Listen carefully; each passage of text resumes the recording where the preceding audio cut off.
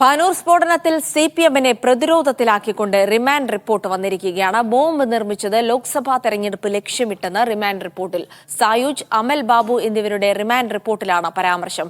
കേസിലെ 12 പ്രതികളും CPM പ്രവർത്തകരെന്നും remand റിപ്പോർട്ടിൽ പറയുന്നു.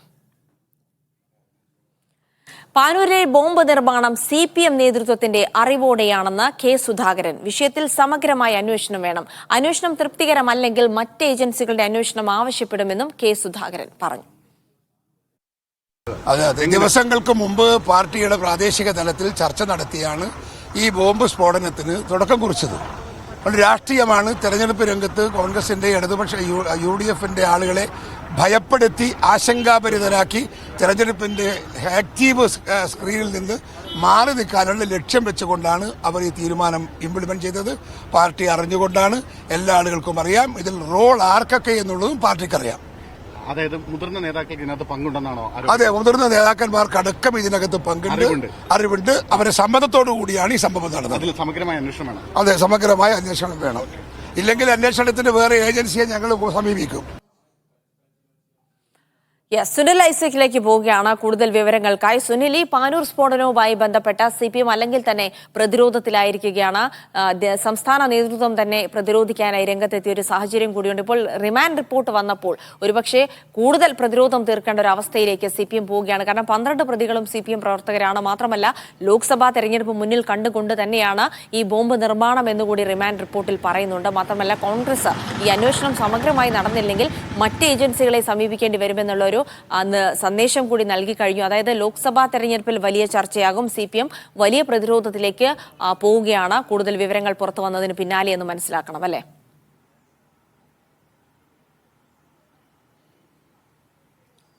ജിൽസി, പാനൂരിൽ ബോംബ് സ്ഫോടനമുണ്ടായ സ്ഥലത്ത് ഡിവൈഎഫ്ഐയുടെ പ്രാദേശിക നേതാക്കൾ പോയത് രക്ഷാപ്രവർത്തനത്തിനാണെന്നായിരുന്നു CPM സംസ്ഥാന സെക്രട്ടറി അടക്കമുള്ളവരുടെ ന്യായീകരണം.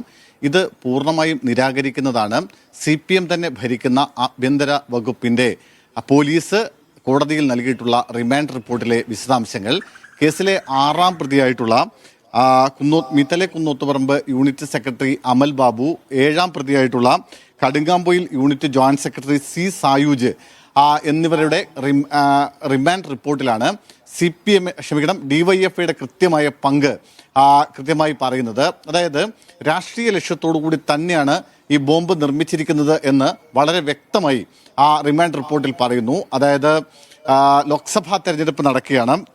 രാഷ്ട്രീയ എതിരാളികൾക്കെതിരെ പ്രയോഗിക്കുക എന്ന ലക്ഷ്യത്തോടു കൂടിയാണ് ബോംബ് നിർമ്മിച്ചതെന്നാണ് റിമാൻഡ് റിപ്പോർട്ടിൽ പറയുന്നത്. ലോക്സഭാ തെരഞ്ഞെടുപ്പുമായി ബന്ധപ്പെട്ട് ജനങ്ങളുടെ സ്വൈര്യ ജീവിതത്തിന് ഭംഗം വരുത്തുക എന്നൊരു ഉദ്ദേശവും ബോംബ് നിർമ്മാണത്തിന് പിന്നിൽ ഉണ്ടായിരുന്നുവെന്ന് റിമാൻഡ് റിപ്പോർട്ടിൽ പറയുന്നുണ്ട്. മാത്രമല്ല, മറ്റ് ചില പ്രധാനപ്പെട്ട കാര്യങ്ങൾ കൂടി ഈ കാര്യത്തിൽ പറയുന്നു. അതായത് ആകെ ഈ കേസിലുള്ളത് 12 പ്രതികളാണ്. ഈ 12 പേരും CPM ആണെന്നും റിമാൻഡ് റിപ്പോർട്ടിൽ പറയുന്നുണ്ട്. ഒപ്പം ഈ കേസിൽ ഡിവൈഎഫ്ഐയുടെ പ്രാദേശിക നേതാക്കൾ അടക്കമുള്ള ആളുകൾ തെളിവ് നശിപ്പിക്കുന്നതിനടക്കം കൂട്ടുനിന്നുവെന്ന ഏറ്റവും സുപ്രധാനമായ ചില ആരോപണങ്ങൾ കൂടി റിമാൻഡ് റിപ്പോർട്ടിനൊപ്പമുണ്ട്. അത് ഡിവൈഎഫ്ഐ നേതാവ് അമൽ ബാബു അവിടെ എത്തുകയും സ്ഫോടനം നടന്നതിന് പിന്നാലെ അവിടെ മണലും മറ്റുമിട്ട് തെളിവ് നശിപ്പിക്കാനുള്ള ശ്രമം നടത്തിയെന്ന് റിമാൻഡ് റിപ്പോർട്ടിൽ പറയുന്നു. ഒപ്പം ഈ സ്ഫോടനത്തിൽ പരിക്കേറ്റ ആളുകളെ ആശുപത്രിയിൽ കൊണ്ടുപോകാനും മറ്റ് പ്രതികളെ ഒളിവിൽ കഴിയാനും സഹായിച്ചതും CPMന്റെ ചില പ്രാദേശിക നേതാക്കളാണെന്ന ആക്ഷേപവുമുണ്ട്. അത്തരം കാര്യങ്ങൾ സംബന്ധിച്ച് വിശദമായ അന്വേഷണം നടത്തേണ്ടതുണ്ടെന്നും റിമാൻഡ് റിപ്പോർട്ടിൽ പറയുന്നുണ്ട്. ഒപ്പം ഈ അമൽ, സായൂജ്, അശ്വന്ത് തുടങ്ങിയ ആളുകൾ ഈ സ്ഫോടനം നടക്കുന്ന സമയത്ത് സംഭവ സ്ഥലത്ത് ഉണ്ടായിരുന്നുവെന്നും റിമാൻഡ് റിപ്പോർട്ടിലുണ്ട്. അതായത് CPM നേതൃത്വം പറഞ്ഞത് ഈ സ്ഫോടനത്തിന്റെ ശബ്ദം കേട്ട് ആ നാട്ടുകാരെന്ന നിലയ്ക്ക് ഓടിക്കൂടിയവരുടെ ഭാഗം മാത്രമാണ് ഡിവൈഎഫ്ഐ നേതാക്കളും എന്നായിരുന്നു. പക്ഷെ അത് അങ്ങനെയല്ല. ബോംബ് നിർമ്മിക്കുന്ന കാര്യം, അതിന്റെ ആസൂത്രണം, ഗൂഢാലോചന തുടങ്ങിയ കാര്യങ്ങളിൽ ഡിവൈഎഫ്ഐ പ്രാദേശിക നേതാക്കൾ കൂടി അറിവും പങ്കാളിത്തവും ഉണ്ട് എന്നുകൂടിയാണ് ഈ റിമാൻഡ് റിപ്പോർട്ടിനൊപ്പം പറയുന്നത്. മാത്രമല്ല, ഇതിൽ കുറെ കൂടി കാര്യങ്ങൾ കൂടി ഇനി അന്വേഷിച്ച് കണ്ടെത്തേണ്ടതുണ്ട്.